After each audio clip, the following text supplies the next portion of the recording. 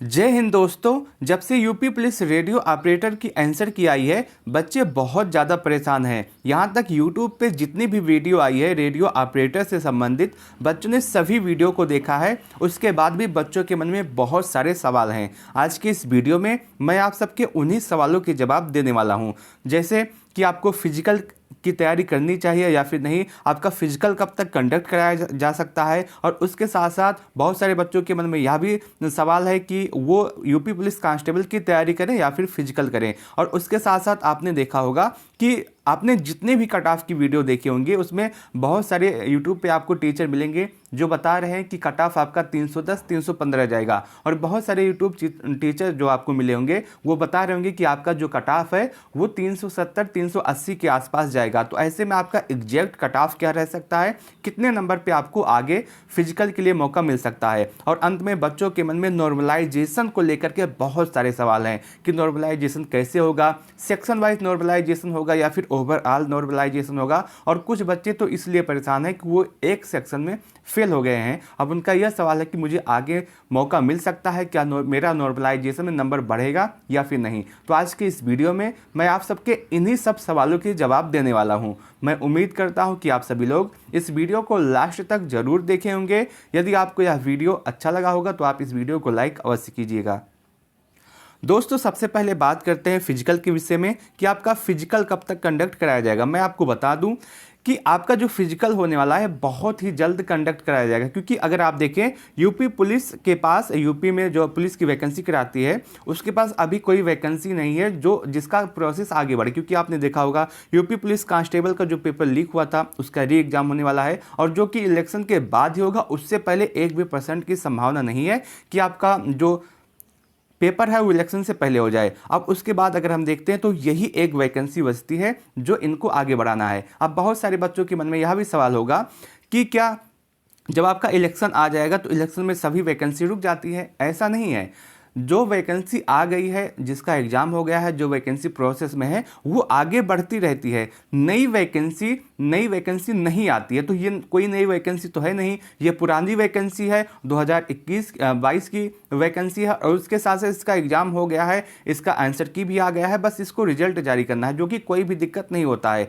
Election में ये होता है कि जो पुरानी वैकेंसी है वो फाइनल हो जाती है, नई वैकेंसी नहीं आती है। तो आपकी पुरानी वैकेंसी, इलेक्शन का इस पर कोई असर नहीं पड़ेगा। लेकिन इतना हो सकता है कि जैसे जब इलेक्शन आता है तो जितने भी पुलिस अधिकारी होते हैं, जितने भी पुलिस होते हैं, सभी बहुत ज़्यादा बिजी होते हैं इलेक्शन कंडक्ट कराने में। तो हो सकता है कि उसकी वजह से आपकी वैकेंसी थोड़ा सा कुछ दिन डिले हो। लेकिन जैसे ही इलेक्शन आपका समाप्त हो जाएगा तब उसके बाद पूरा काम आपका चलेगा। तो आप यह मान के चल सकते हैं कि बहुत ही जल्द इसमें आपकी रिवाइज आंसर की और उसके बाद रिजल्ट आएगा। तो आप सभी लोग, यदि आपका स्कोर अच्छा है तो आप बिना किसी संशय के, बिना किसी संदेह के अपने फिजिकल की तैयारी अवश्य शुरू कर दें, क्योंकि कुछ भी नहीं पता कि आपको फिजिकल के लिए कितना समय मिले। आपने देखा होगा जो दिल्ली पुलिस की वैकेंसी आई थी उसमें बहुत ज़्यादा बच्चे परेशान थे, इसीलिए कि फिजिकल के लिए उनको समय नहीं दिया गया, और बहुत सारे बच्चे इसलिए फेल भी हो गए थे। हालांकि इसका फिजिकल बहुत ज़्यादा कठिन नहीं है जैसा दिल्ली पुलिस का होता है, लेकिन फिर भी आपको प्रैक्टिस करनी पड़ेगी, और प्रैक्टिस करने के लिए आपको थोड़ा सा समय चाहिए होगा। यदि आपका स्कोर अच्छा है तो आप सभी लोग अभी से अपने फिजिकल की तैयारी पर लग जाएँ। कुछ भी नहीं पता, हो सकता है कि मार्च में ही आपका रिजल्ट आ जाए, कुछ भी हो सकता है। तो आप सभी लोग, आपके पास ये मान के चलिएगा कि ज़्यादा समय नहीं है। यदि आपका अच्छा स्कोर है तो आप आराम से अपने फिजिकल की तैयारी कीजिएगा।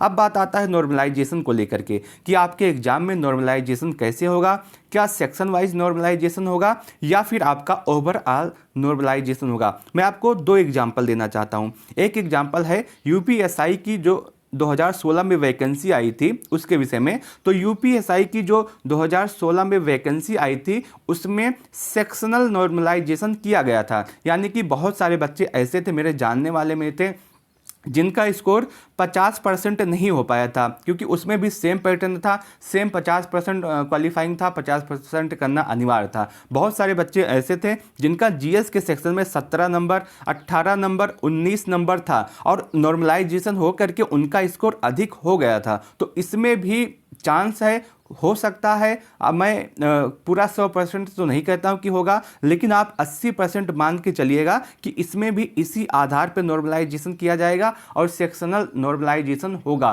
क्योंकि आपने देखा होगा कि किसी बच्चे का जो जीके जीएस है वो हार्ड आया है और किसी बच्चे में जो मैथ के कुछ क्वेश्चन हैं वो हार्ड आए हैं। किसी शिफ्ट में आपके देखा होगा कि हिंदी में जो साहित्य का पोर्शन है वो बहुत ज़्यादा हार्ड आया है। इसलिए अगर आप देखें तो सेक्शनल नॉर्मलाइजेशन किया जा सकता है। अगर सेक्शनल नॉर्मलाइजेशन होता है तो बहुत सारे बच्चों का इससे फ़ायदा होगा और मुझे लगता है कि 80% चांस यही है कि आपका सेक्शनल नॉर्मलाइजेशन किया जाएगा। क्योंकि इसलिए मैं कह रहा हूं क्योंकि इसके पहले वाली वैकेंसी 2016 वाली वैकेंसी में सेक्शनल नॉर्मलाइजेशन किया गया था और जो 2000 इससे पहले वाली जो वैकेंसी हुई थी एसआई की 9000 वाली, उसमें अगर हम देखें तो 50% का क्राइटेरिया नहीं था, उसमें 33% का था और 33% पे हम देखें तो सभी बच्चे 33% स्कोर कर लिए थे और 33% स्कोर कर लिए थे तो उसमें सेक्शनल नॉर्मलाइजेशन का ज़्यादा असर नहीं दिखा था। लेकिन मैं आपको बता दूं 2016 वाली वैकेंसी में सेक्शनल नॉर्मलाइजेशन किया गया था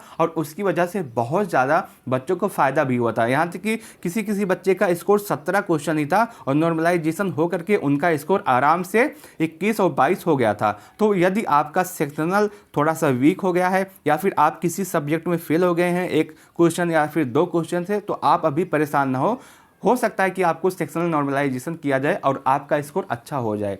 मैं आपको एक दिन में कंफर्म करके कि आपका नॉर्मलाइजेशन कैसे होगा ये कंफर्म करके मैं आपको अवश्य बता दूंगा। ठीक है, मैं पूरी प्रयास अभी इसी में कर रहा हूं कि पता चल जाए कि सेक्शनल नॉर्मलाइजेशन किया जाएगा या नहीं किया जाएगा, क्योंकि इससे पहले वाली वैकेंसी में हो चुका है। तो जैसे ही कंफर्म होता मैं आपको अवश्य बताऊंगा। अब उसके साथ साथ बच्चों के मन में यह भी सवाल है कि मैं एक सेक्शन में फेल हो गया हूं तो मैं अब क्या करूं। मैं आपको बता दूं, अगर आप एक क्वेश्चन 2 क्वेश्चन या फिर 3 क्वेश्चन से फेल हुए हैं और सेक्शनल नॉर्मलाइजेशन होता है तो उसमें आपका चांस है कि आप आगे जा सकते हैं। अगर सेक्शनल नॉर्मलाइजेशन नहीं होता है तो फिर दिक्कत होने वाली है। और उसके साथ साथ यदि आप 4 क्वेश्चन 5 क्वेश्चन से फेल हुए हैं तो आप उम्मीद कम कीजिएगा कि आगे कुछ होने वाला है, क्योंकि 4 क्वेश्चन 5 क्वेश्चन बहुत ज़्यादा हो जाता है। इतना सेक्शनल नॉर्मलाइजेशन इतना नहीं होगा। अगर 4 क्वेश्चन 5 क्वेश्चन की बात करें तो ओवरऑल नॉर्मलाइजेशन इतना हो सकता है। जो आपका नॉर्मलाइजेशन होगा इस बार रेडियो ऑपरेटर वैकेंसी में, चाहे वो आपका असिस्टेंट ऑपरेटर हो, वर्कशॉप हो या फिर हेड ऑपरेटर हो, जो नॉर्मलाइजेशन होगा वो ओवरऑल 10 से 12 नंबर का हो सकता है। 10 से 12 या 15 नंबर। 15 नंबर से ज़्यादा नॉर्मलाइजेशन होना संभव नहीं है, क्योंकि बहुत लंबा आपका एग्ज़ाम नहीं चला है कि 1 महीने 1.5 महीने आपका एग्ज़ाम चला हो, तो ज़्यादा नॉर्मलाइजेशन नहीं होगा। आराम से 10 12 15 नंबर का नॉर्मलाइजेशन हो सकता है। 12 नंबर का नॉर्मलाइजेशन उन्हीं बच्चों को मिलेगा जिनका एग्ज़ाम बहुत ज़्यादा टफ आया था। और बाकी आपने देखा होगा कि पूरा मैंने आपको डाल दिया है कि कौन सा शिफ्ट ईजी था, कौन सा हार्ड था, आप उसको जा करके देख सकते हैं। मैं बार बार एक ही चीज़ बताना अच्छा नहीं लगता है। और उसके साथ साथ अगर हम बात करें कट ऑफ की, तो मैंने आपको पहले ही बताया कि कट ऑफ कितना जाएगा, अब भी बता रहा हूँ। देखिए, मैंने आपको कभी नहीं बताया कि आपका कट ऑफ 270 जाएगा या मैंने आपको नहीं बताया कि आपका कट ऑफ 315 जाएगा, क्योंकि दोनों अगर हम देखें एक बहुत ज़्यादा कम हो जा रहा है, एक बहुत ज़्यादा हो जा रहा है। आपने यूपी एसआई की वैकेंसी देखी होगी 9000 वाली, उसमें देखा होगा कि जो ओबीसी वाले बच्चे थे, ओबीसी का जो कट ऑफ था वो 305 पे पूरा फाइनल कट ऑफ था। फाइनल कट ऑफ 305 पे पूरा सिलेक्शन हो गया था ओबीसी वाले बच्चों का 9000 वाली वैकेंसी में। तो अगर हम देखें तो कट ऑफ आपका इससे कम ही रहेगा, इससे अधिक नहीं जाएगा। खासकर फिजिकल वाला तो आप कंफर्म मान के चलिएगा, यदि आपका स्कोर 290 295 के आसपास है तो आपको 100% आगे मौका मिलने वाला है। मैं आपको कट ऑफ की बात बताऊँ, यदि आप युवा हैं और आपका स्कोर 290 या फिर 95 के आसपास है तो आप 100% फिजिकल के लिए क्वालिफाई हो जाएंगे। आपको 100% मैं आपको कह रहा हूँ कि आपको फिजिकल देने का मौका मिलेगा। वहीं यदि आप ओबीसी और युवा ओबीसी और ईडब्ल्यूएस हैं, ओबीसी और ईडब्ल्यूएस हैं तो आपका स्कोर 285 के आसपास है तो आपको आगे फिजिकल के लिए अवश्य मौका मिलने वाला है। और उसके साथ साथ यदि आप एससी हैं तो आप अपना स्कोर 275 के आसपास मान सकते हैं। यदि आप एसटी हैं और तो आप अपना स्कोर 265 के आसपास मान सकते हैं। आपका जो कट ऑफ है वो इसी के आसपास रहेगा। मैं नहीं कहता कि आपका कट ऑफ 320 जाएगा, हो सकता है कि मैं आपको जो बता रहा हूँ ये गलत हो, इससे थोड़ा कम या ज़्यादा जा सकता है, लेकिन संभावना यही है कि इसी के आसपास आपका कट ऑफ जाने वाला है। आपने अभी तक बहुत सारे कट ऑफ की वीडियो देखे होंगे, आपको यही होगा कि जो कट ऑफ आपने जितना भी देखा होगा कट ऑफ का वीडियो, तो एवरेज स्कोर जो सबका निकल के आ रहा होगा वो यही आ रहा होगा 280 290 के आसपास। तो मैं आपको फिर से बता देता हूं, यदि आप यूआर हैं और आपका स्कोर 290 से 95 के आसपास है तो आपका सिलेक्शन, आप फिजिकल के लिए अवश्य क्वालिफाई होंगे, आपका सिलेक्शन हो जाएगा। यदि आप ओबीसी या फिर ईडब्ल्यूएस है और आपका स्कोर 285 के आसपास है तो आपको अवश्य फिजिकल की तैयारी करनी चाहिए बिना कुछ सोचे। एससी वाले बच्चों का कट ऑफ आप इसी में से 10 और एसटी वाले बच्चों का कट ऑफ आप उसमें से 10 कम कर सकते हैं। इसी के आसपास आपका कट ऑफ जाने वाला है। मैं इसलिए पूरे विश्वास के साथ कह रहा हूं क्योंकि जो यूपीएसआई की आपकी वैकेंसी थी 9000 वाली, उसमें जो आपका कट ऑफ लगा था 305, ओबीसी के लिए 305 फाइनल कट ऑफ था और ईडब्ल्यूएस के लिए जो आपका फाइनल कट ऑफ था वो 303 था, 303 दशमलव कुछ था, तो आप 304 उसको मान सकते हैं। ये आपका फाइनल कट ऑफ था, फिजिकल के बाद का कट ऑफ था। तो उससे तो अधिक हमको नहीं लगता है कि जाएगा, क्योंकि उसमें सेक्शनल कट ऑफ वो 33% ही था, उसमें भी पेपर का लेवल अच्छा ही आया था, उसमें कोई संदेह नहीं है। मैं उम्मीद करता हूं कि आपके सभी सवालों के जवाब आपको मिल गए होंगे। यदि आपके मन में अब भी कोई सवाल, कोई डाउट, कोई प्रश्न रह गया है तो आप कमेंट करके अवश्य पूछिएगा, मैं आपके प्रत्येक सवाल का जवाब अवश्य दूंगा। इस वीडियो को लास्ट तक देखने के लिए आप सबका बहुत बहुत धन्यवाद।